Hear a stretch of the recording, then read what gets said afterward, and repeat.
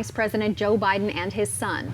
Today we are joined by Mark Larson to talk about the impeachment process and what's next now that the transcript has been released. That's Mr. right. Larson, I have the KUSI contributor hat on. Yes. We'll talk about this on AM 760 today, from 10 to noon as always. And you had a chance to read through the transcript. While stuck in traffic. I think that's legal when you're not moving. At any rate, there's no quid pro quo. I mean, this would be the Trump administration take on this on the Republican side. There's nothing that specifically says, hey, if you investigate Biden and his son, find out what happened with that, then I won't withhold this aid. There's no talk about that at all. There is enough in there to get both sides going on whatever the narrative is. Democrats are saying, how dare, why did he even release this? It's so damning, it's so horrible. Well, yesterday it was, you better get this information out there. We're going to investigate and start sniffing around and see if impeachment's warranted. So they did that, and Pelosi says, let's get that moving.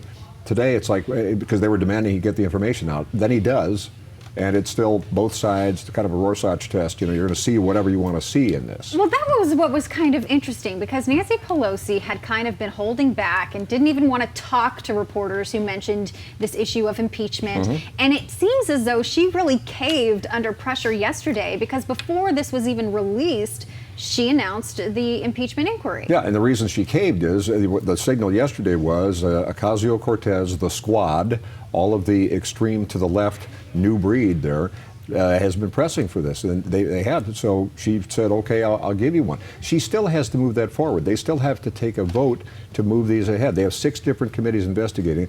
The big elephant in the room, and it's a Republican elephant, is the fact they control the Senate. And the chances of anything shifting, that you got to get a 2/3 vote in there to convict, that's not going to happen. So this now gets into waste of time. Moderate Democrats, and this is why Pelosi's held up.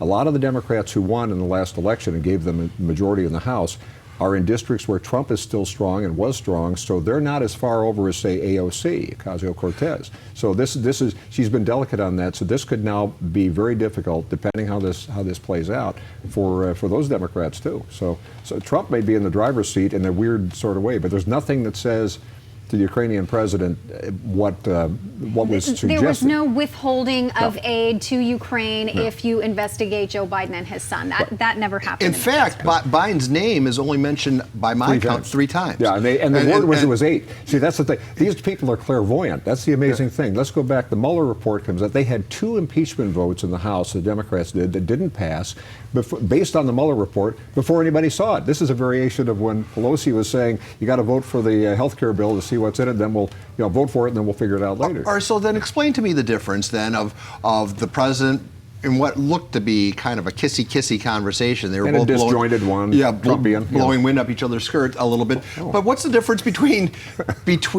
suggesting that an investigation, say what went on with the Clinton Foundation or what went on with the Obama administration, seeking the investigative power of the United States on a president? To me, that seems like all is fair in love and war and politics. That's true, but let's talk about this particular case, the whole Russia deal, Ukraine, Russia, that whole axis, if you will, and it was entirely logical for the president to say, hey, there's this server from this organization the Democrats were using to kind of look into all of this based on a lot of different things, the fake Russian dossier, as it's often called. It doesn't matter to get things moving in Washington now. You don't have to have full facts. There were things imagined in this call that are not in there. And by the way, the Justice Department, as we've been reporting, Barr's office said, hey, we didn't get a call, because in this call, according to the transcript, Trump is saying, hey, you might want to look into this, because Hunter Biden, who was getting money from a Ukrainian organization, he's also getting money on a big deal when Biden was vice president, and a China deal. Those things should be looked into. And if you're in the context of the Russia investigation at the time, this makes perfectly good sense to say, hey, you might just check that out. But Trump didn't then call Barr, the Attorney General, and say, get on this. There was never a conversation. So there's really no there, but it doesn't stop the politics. It's all about getting in people's heads. Impeachment. People assume impeachment is conviction. Impeachment is the congressional version of an indictment. And then you got to run through to the trial. in the Senate. And two presidents who had been impeached never left office anyway. No, that's so, right. That's right. When you, depending on which pundits you listen to, Yes. some have said this is the inner workings of the far left fraction of the Democrats trying to take down Biden, being that he's a little more moderate. What say you to that theory? That's absolutely part of it. There are certain more to the left Democrats who don't like the fact that Biden's sort of the go-to default guy, because after all, he was Obama's vice president. You saw some of that in the early debates where they got on about his busing issues and suddenly painting the guy who they endorsed for 2 election cycles as a racist. So if it takes down Biden, and it very well could. I mean, Hunter Biden, the son, the surviving son, as they like to say in some of the media, may have to be testifying at some point on this. So Trump this would be a little bit of rope-a-dope in some ways. Now, they also look at the transcript and you find disjointed sentences. Well, Trump talks like that.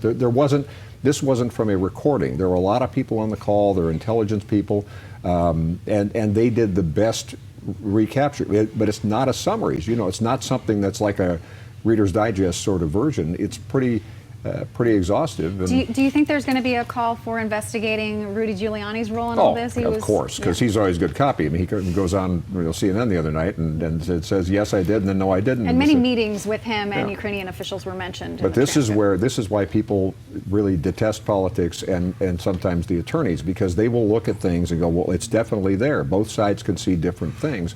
So, and then now we'll find out who the whistleblower was. That's the big push by the end of the week. You also detest the media because look at Billy Bush tape and the payments to the stripper and all the Russian collusion. Stormy Daniels is not in this, by the way. But I mean, thank you for clarifying. This is just the latest chapter. Yeah, I mean, watching the news coverage yesterday, if this was going to be the downfall of the president, and they are so sure of it, it's reported with such vigor. And at what point do we just, we've done this now? How many times can you cry wolf? Well, apparently, and on both sides, the narrative endlessly. So the point is, you're going to have people, the very people Nancy Pelosi is trying to appease by saying, okay, we're going to go into this. And again, watch how much is show and how much is actual mechanics. What are they doing behind the scenes? They have to take votes on this sort of thing. Again, they took 2 votes before the Mueller report was out based on the Mueller report and voted it down. They can't get the act together, but they want people to just hear impeachment. It means conviction. It's an indictment. And there are some people who, frankly, I think, assume it's like the Miss America pageant, that the runner-up, if Trump's gone, Hillary gets the gig because she was the runner-up. That's not constitutionally how that works. Understood. So, All right, Mark Larson will obviously have a lot to talk about throughout the week. Never a dull moment, and it's only Wednesday. Yes. All right. Thank you, Ms. Larson. Well, the USS Midway is hosting Army Day today.